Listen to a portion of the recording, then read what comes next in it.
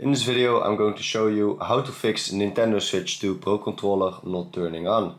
So first, it sounds really obvious, but make sure your Nintendo Switch 2 Pro Controller is charged up.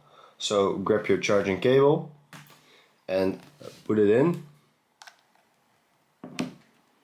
And then let it charge for a while. If it is still not charging, the problem is or the charger or the Nintendo Switch 2 Pro Controller. So grab a different charging cable and then see if it is charging then. Let me plug it in. I'm plugging it here in the computer.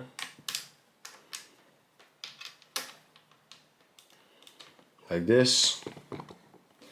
And then here the other end I'm plugging in here. What you also see is we see here a light pop up, so it means it is charging.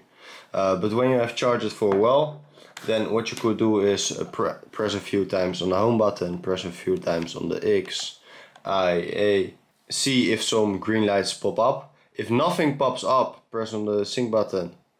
If nothing pops up, it means that the controller is still not charged.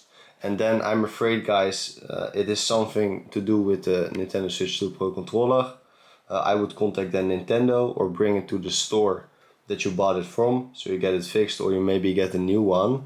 You have standard a 1-year warranty from the day you bought the Nintendo Switch 2 Pro Controller.